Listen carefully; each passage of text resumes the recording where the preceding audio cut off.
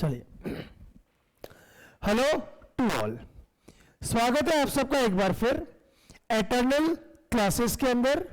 क्या पढ़ रहे हैं बेटा अपन?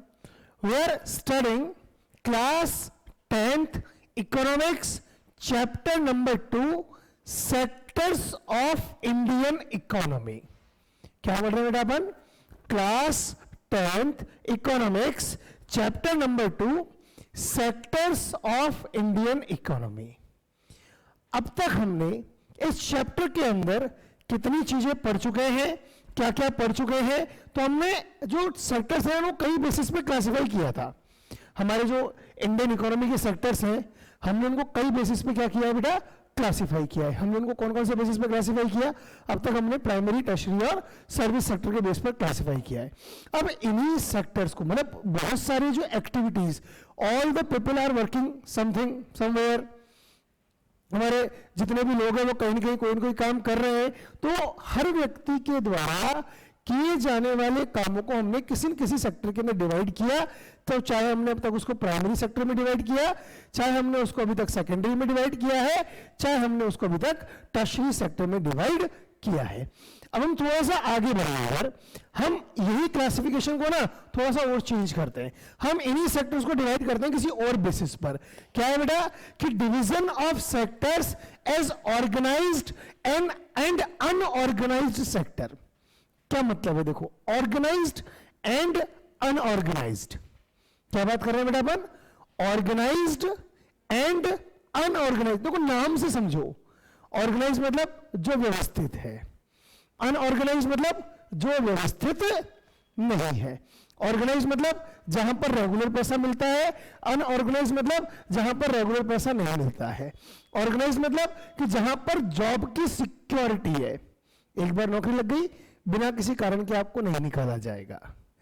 अनऑर्गेनाइज मतलब कि भैया नौकरी लग गई तो गारंटी नहीं है परमानेंट जॉब मिल गया, आपको कभी भी नौकरी से निकाला जा सकता है। ऑर्गेनाइज मतलब जहां पर आपकी इज्जत है, वर्कर से उनको रिस्पेक्ट मिलती है, वर्कर से जो है ना उनको एक रिस्पेक्ट मिलती है, उनको एक स्टेटस है, उनको काम करने में मजा आता है।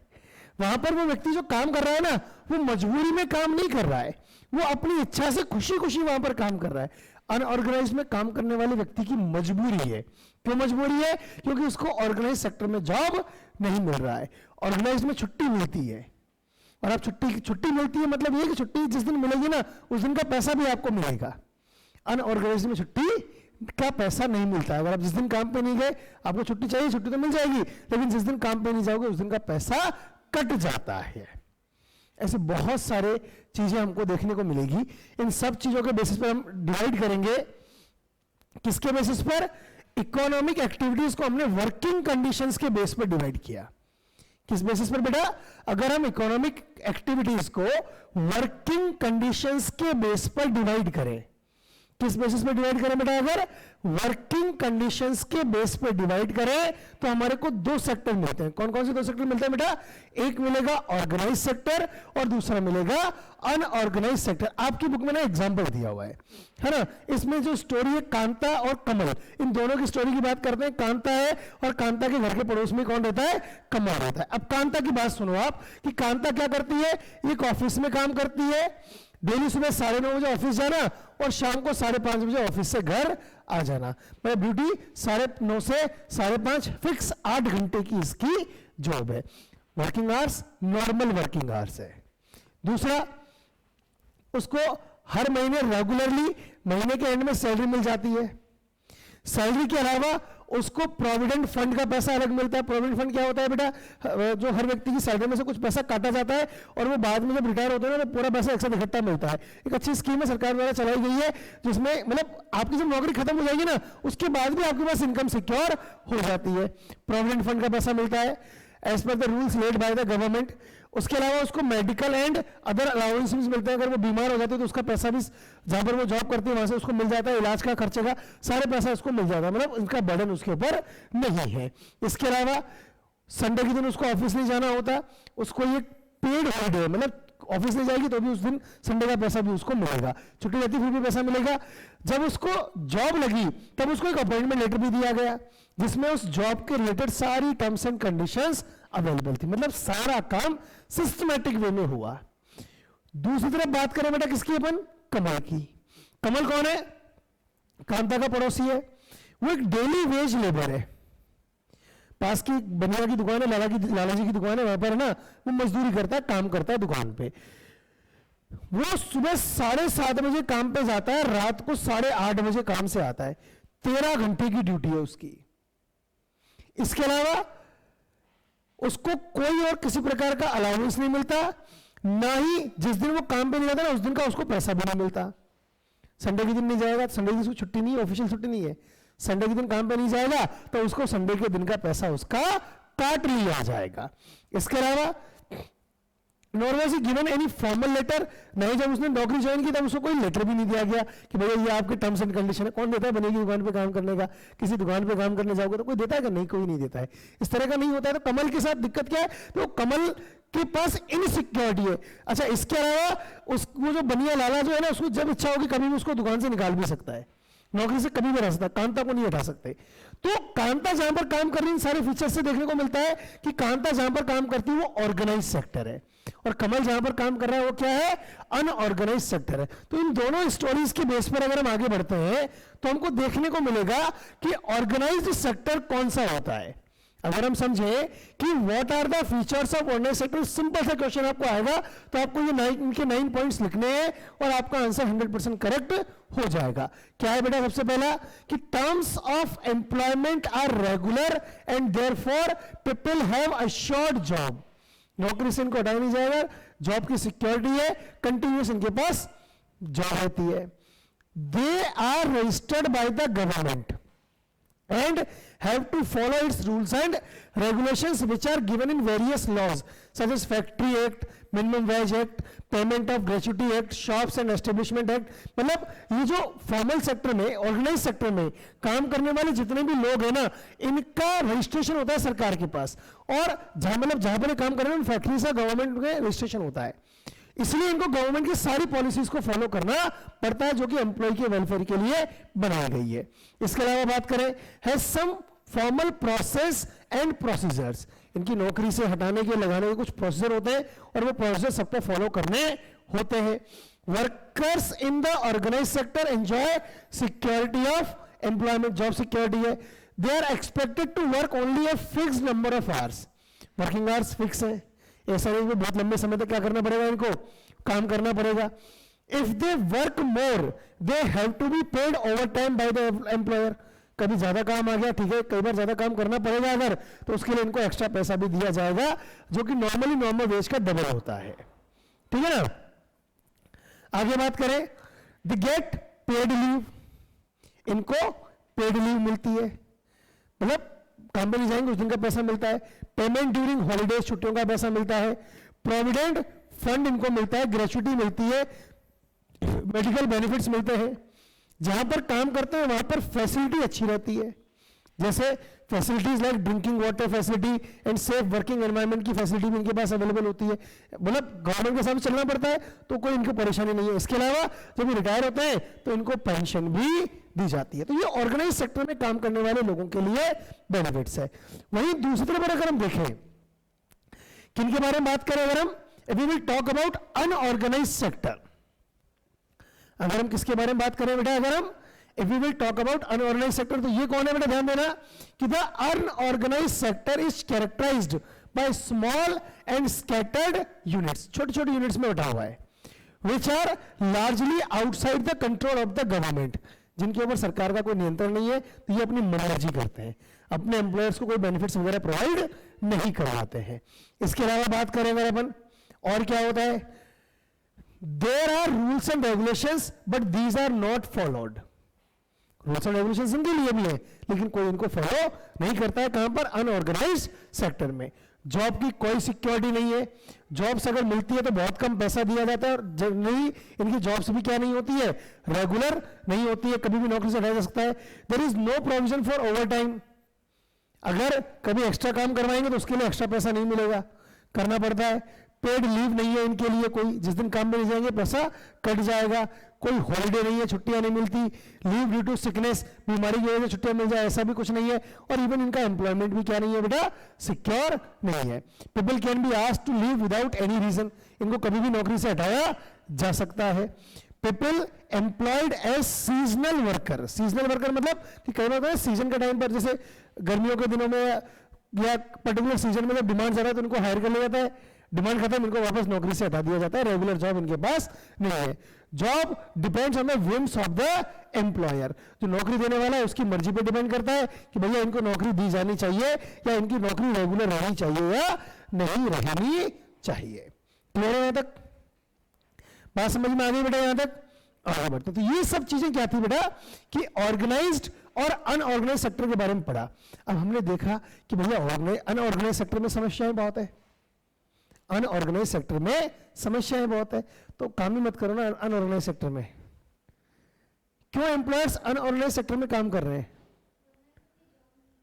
कारण क्या है कि ऑर्गेनाइज सेक्टर जो है ना वो मोस्ट डिजायरेबल सेक्टर है। ठीक है, ये बात ठीक है। हर व्यक्ति क्या चाहता है कि मैं कहां पर काम करूं, ऑर्गेनाइज सेक्टर में काम करूं, मुझे भी अच्छी जॉब मिले। कौन चाहेगा इस तरह की जॉब करना? लेकिन अनऑर्गेनाइज सेक्टर में काम करने वाला मजबूरी में वहां पर काम कर रहा है। रीजन क्या है? क्योंकि ऑर्गेनाइज सेक्टर के अंदर इतनी एम्प्लॉयमेंट अपॉर्चुनिटीज अवेलेबल नहीं है, वहां पर इतनी जॉब्स ही नहीं है। So organise sector most desirable sector है। Every person wants to work in organise sector, but employment opportunities in the organise sector have been expanding, बढ़ रही है लेकिन बहुत धीरे धीरे बढ़ रही है। पॉपुलेशन बहुत तेजी से बढ़ रही है, लेकिन यहां पर जॉब अपॉर्चुनिटीज क्या है? बहुत धीरे धीरे बढ़ रही है। क्लियर बेटा? यहां तक आगे बात करें, देखिए और क्या लिखा है, बहुत ध्यान से समझेंगे बेटा। अब it is also common to find many organized sectors enterprises in the unorganized sector। देखो बड़ी अच्छी लाइन लिखी है। अब इस बात को समझने की बात है। क्या समझने की बात है? ध्यान देना कि हमने बात की कि ऑर्गेनाइज्ड और अनऑर्गेनाइज्ड, इन दोनों के बीच में हमने अंतर समझा। ऑर्गेनाइज्ड और एक तरफ क्या था?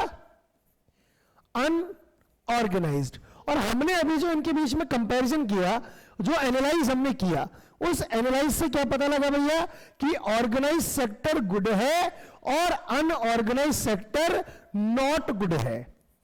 ये इतना अच्छा नहीं है, लेकिन ये पर्सपेक्टिव है एम्प्लॉय के पॉइंट ऑफ व्यू से। किसके पॉइंट ऑफ व्यू से बात करें अगर हम? ये एम्प्लॉय के पॉइंट ऑफ व्यू से। अब आप इसी बात को सोच के देखो, किसके पॉइंट ऑफ व्यू से बेटा? एम्प्लॉयर के पॉइंट ऑफ व्यू से। भैया अगर वो ऑर्गेनाइज सेक्टर की तरह काम करवाएगा अपने एम्प्लॉय से, तो उसको उनको सारे अलाउंस देने पड़ेंगे। खर्चे किसके बढ़े? एम्प्लॉयर के। पेड लीव्स देनी पड़ेगी, खर्चे किसके बढ़े? एम्प्लॉयर के। तो एम्प्लॉयर क्या चाहेगा कि मैं रहूं ऑर्गेनाइज्ड, लेकिन मेरे यहां पर काम कैसा चले? अनऑर्गेनाइज्ड के जैसा। मैं यहां पर लोगों को हायर करूं, लेकिन छुट्टी का पैसा उनका काट लूं, मैं उनको कोई अलाउंस दे दूं। तो अगर अनऑर्गेनाइज सेक्टर की तरह वो काम करेगा तो फायदा किसको है? एम्प्लॉयर को। इसीलिए कॉमनली बहुत हमें ये चीजें देखने को मिल जाती है। It is also common to find, क्या देखने को मिलता है बेटा? फाइंड कि मैनी ऑर्गेनाइज सेक्टर एंटरप्राइजेस, कि बहुत सारी ऐसी ऑर्गेनाइज सेक्टर की एंटरप्राइजेस है जो कि अनऑर्गेनाइज सेक्टर की तरह काम कर रही है। होने को तो वो क्या है? ऑर्गेनाइज सेक्टर की एंटरप्राइजेस है, लेकिन काम कैसे करना चाहती है? अनऑर्गेनाइज सेक्टर की तरह वो काम करना चाहती है, क्योंकि उसमें उनको फायदा है। बात समझ में आई?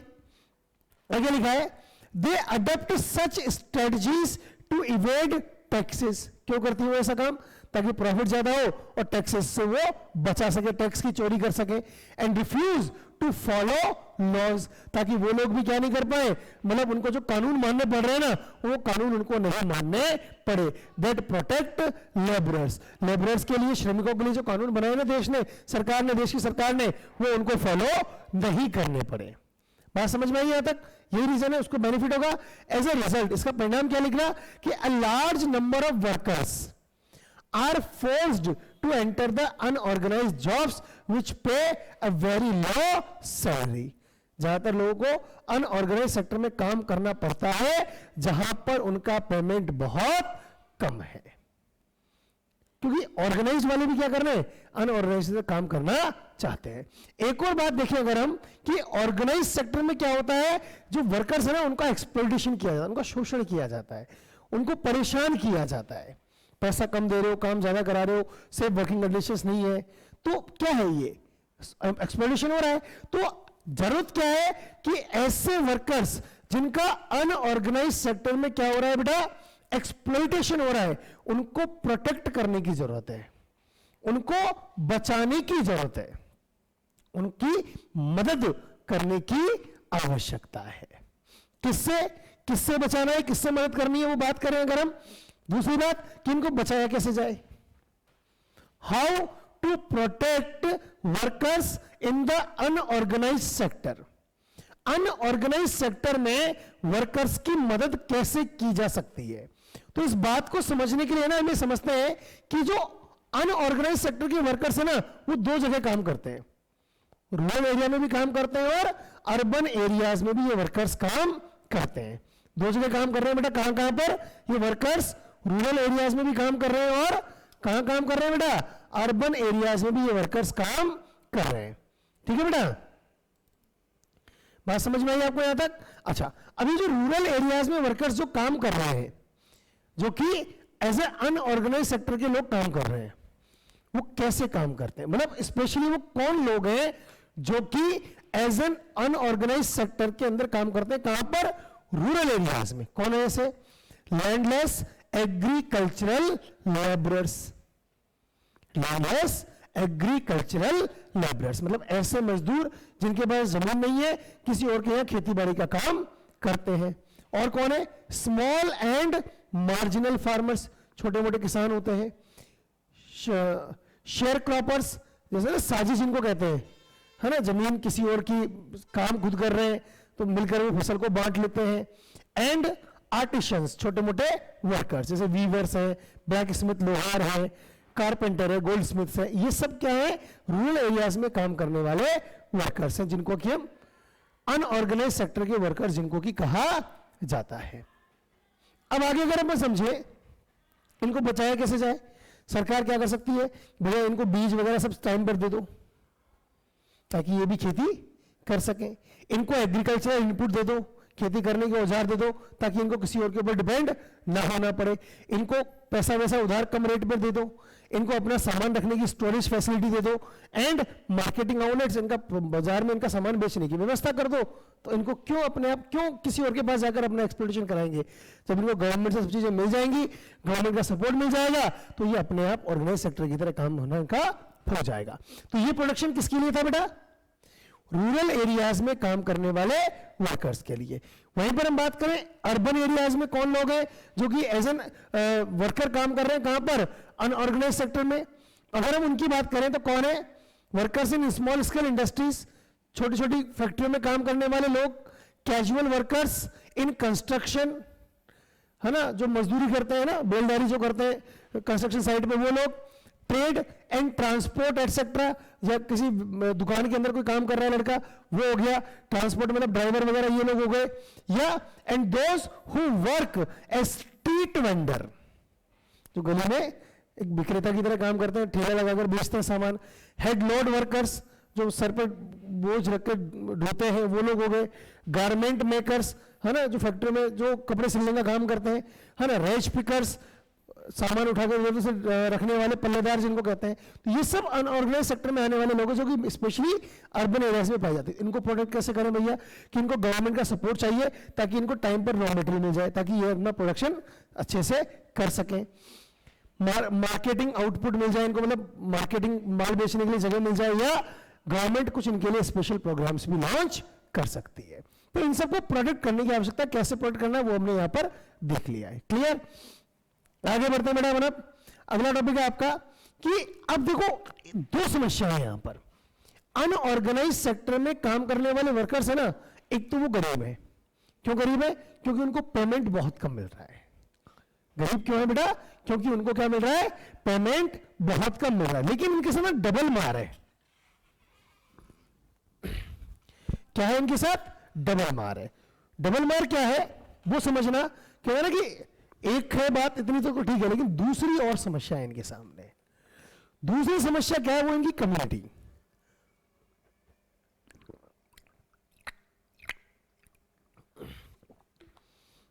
देखो, आपको क्लास 9th की अगर थोड़ी सी बातें याद है तो हमने क्लास 9th के अंदर एक बात पढ़ी थी कि इंडिया में वल्नरेबल ग्रुप्स कौन कौन से हैं। Vulnerable groups SC ST schedule caste schedule tribes के लोग जो है वो वल्नरेबल कैटेगरी में आते हैं। तो workers from schedule caste tribe and backward communities find themselves in the unorganised sector. वो अपनी कम्युनिटी की वजह से भी अपने आप को अनऑर्गेनाइज्ड सेक्टर के अंदर पाते हैं। एक तो उनकी कम्युनिटी की वजह से समस्या है और दूसरा उनकी अनऑर्गेनाइज्ड सेक्टर में उनको काम नहीं मिलता है। तो दोनों तरफ से उनके ऊपर क्या है? सोशली भी परेशानी है और इकोनॉमिकली भी परेशानी है। इससे प्रॉब्लम क्या है?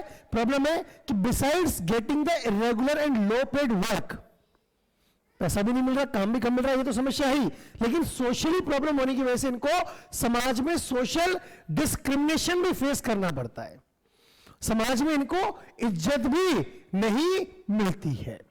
ठीक है, तो protection and support to the unorganised sector workers is thus necessary for both economic and social development. अगर हमें कंट्री को इकोनॉमिकली और सोशली बहुत अच्छा डेवलप करना है तो जरूरी क्या है भैया कि अनऑर्गेनाइज्ड सेक्टर में आने वाले वर्कर्स को अच्छे से प्रोटेक्ट किया जाए, इनके लिए सारे अरेंजमेंट्स किए जाए।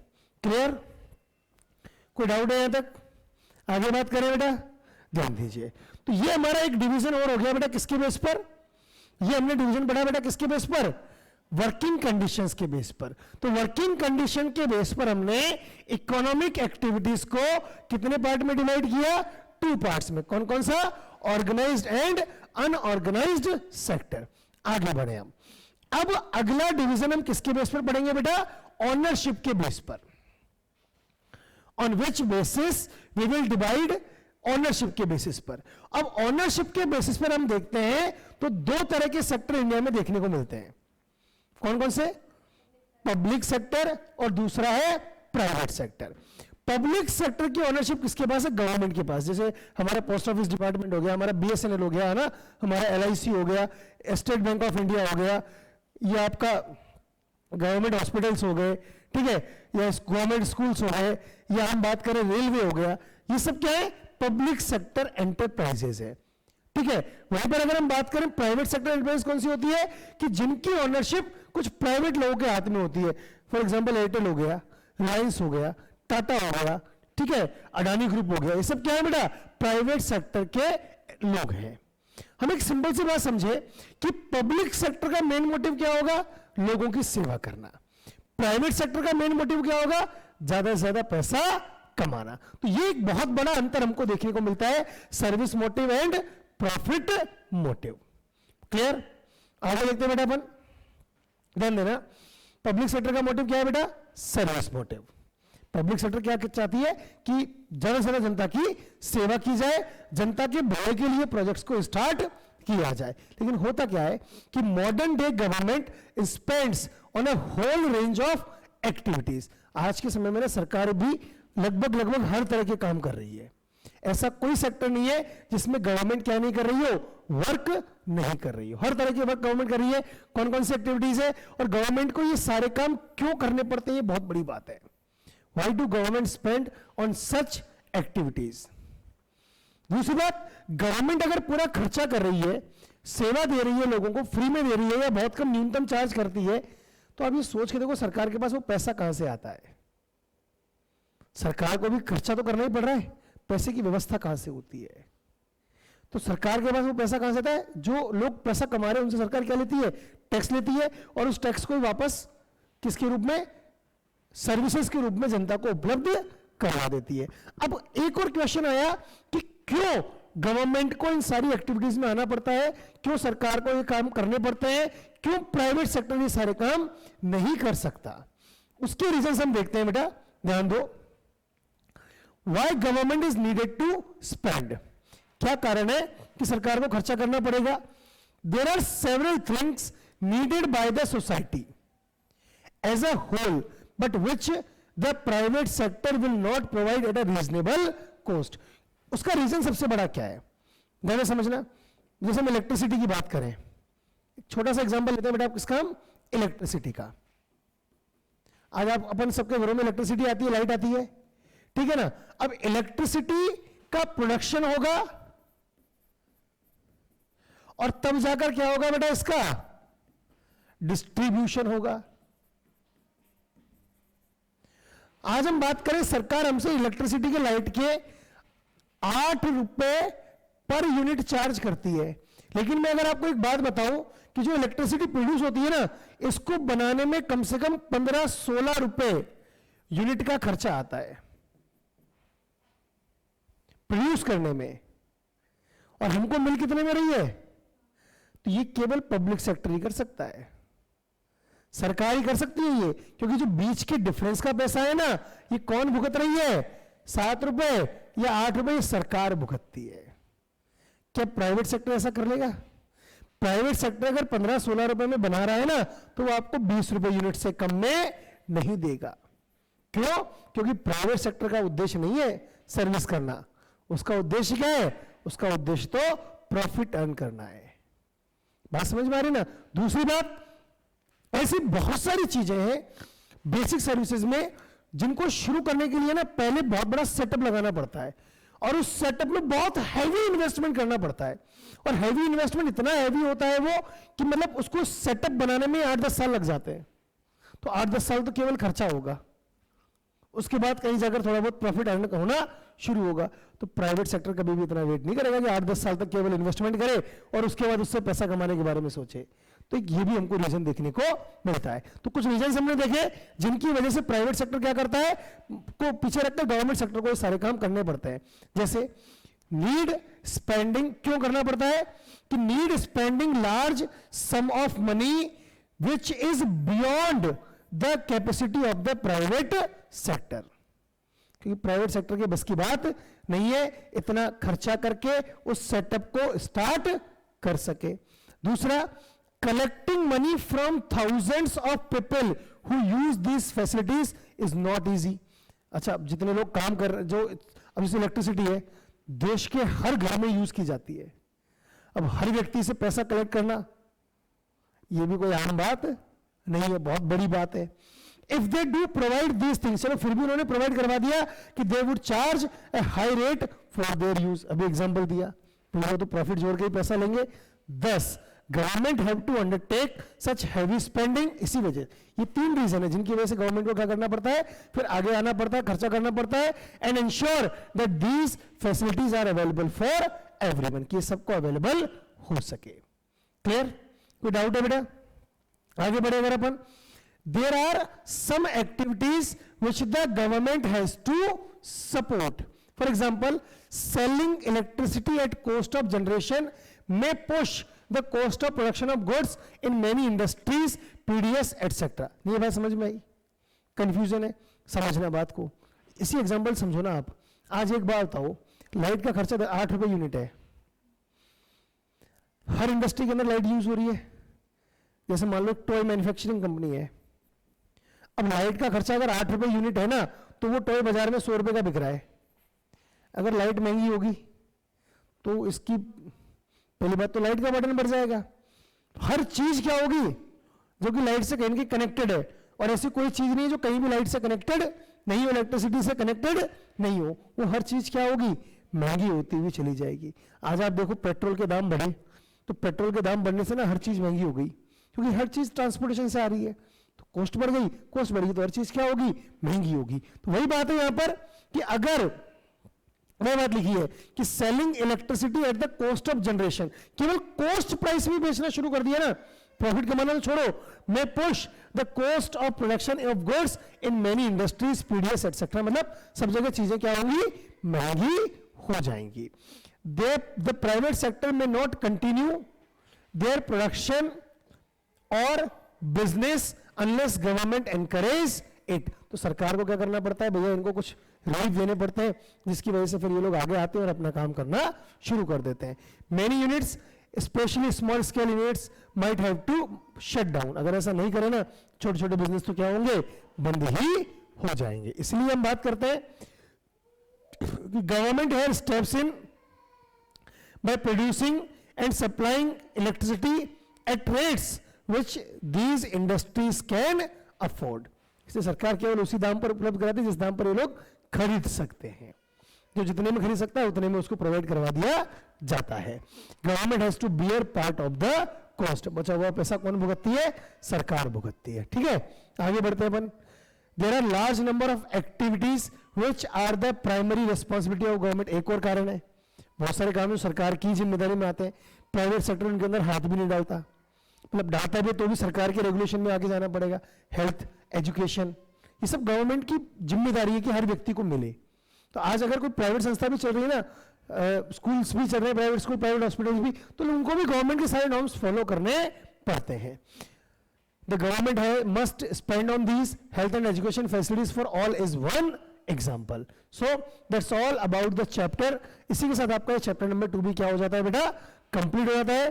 खुशियां मनाओ, ताली बजाओ, मुस्कुराओ कि आपका चैप्टर नंबर 2 इकोनॉमिक्स का क्या हो गया? कंप्लीट हो गया। अब जैसे कि हम सब जानते हैं एमसीक्यूज हम डिस्कस करते हैं चैप्टर के बाद, तो चलिए फटाफट से इस चैप्टर के भी क्या करते हैं बेटा? हम एमसीक्यूज डिस्कस कर लेते हैं। ध्यान दीजिए क्या क्या है। What is your MCQ number 1? हो जा भैया।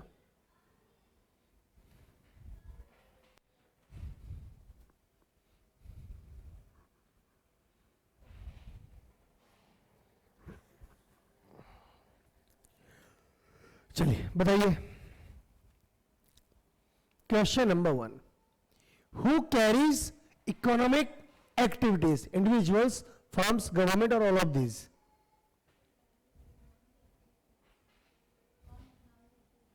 करता है, सभी करते हैं। So all of the above is the correct answer. ठीक है, next question.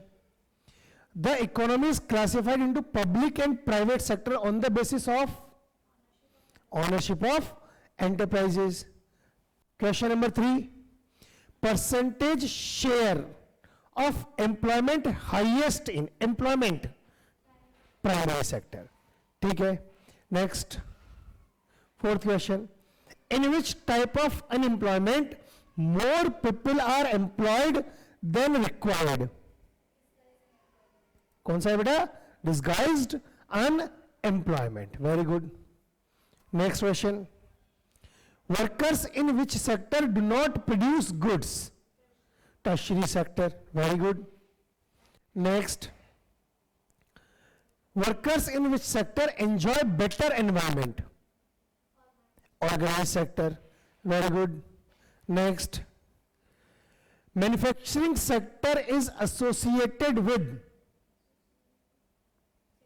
secondary sector. Very good.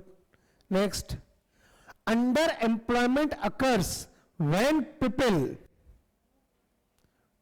do not want to work, are working in a lazy manner, get employment below their capability level, or paid less than minimum wage fixed by government. Capability level, जितना काम कर सकते हैं उससे कम काम मिलेगा तो वो अंडर एम्प्लॉयमेंट कहलाएगा। Very good. Next, as per MNREGA 2005, Mahatma Gandhi national rural employment guarantee act 2005, the number of days of employment guaranteed by the government is 100 days. Option number A. Next, 10th question, output of which of the following included in GDP? All of the above. Very good. 11th question, total value of goods and services produced during a particular year? GDP. Very good. Next, the sum of production in the 3 sectors within the country is called gross domestic product. Next question, government owns most of the assets and provides all services in the public sector. Very good. Next question, which of the following is a private enterprise?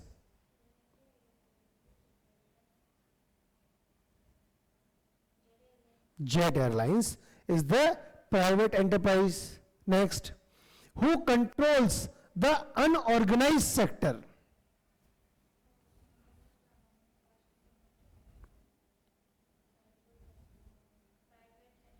Private entrepreneurs. Next, when we produce a good by exploiting natural resource, it is an activity of sector, primary sector. Very good. Next,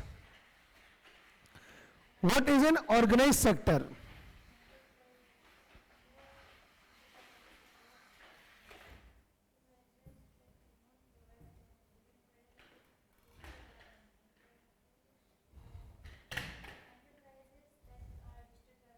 Enterprises that are registered by government. Very good. Next, small and scattered units largely outside the control of the government are in unorganized sector. Very good. अच्छे समझ में आया, chapter पूरा याद हो गया.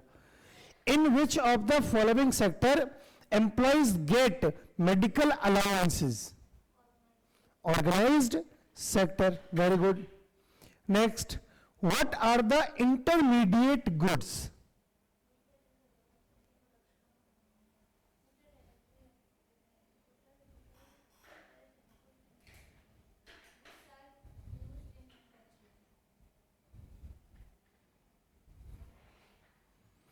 Goods that are used in production of final goods and services.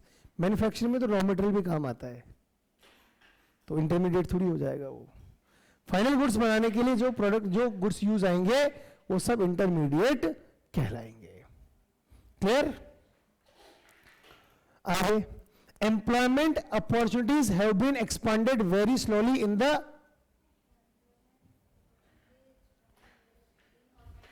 the organized sector. Very good. Next, the services of teachers are included in tertiary sector. बहुत बढ़िया. Next, producing a good by exploiting natural resources is an activity of primary sector. ये दोबारा आ गया शायद question है ना, चलिए कोई बात नहीं. Enterprises that are registered by government are included in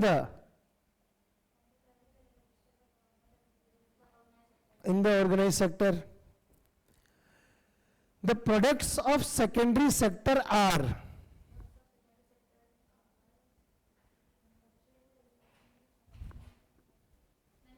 manufactured goods. Very good. Next question. Minimum support price is related to agriculture sector. Very good.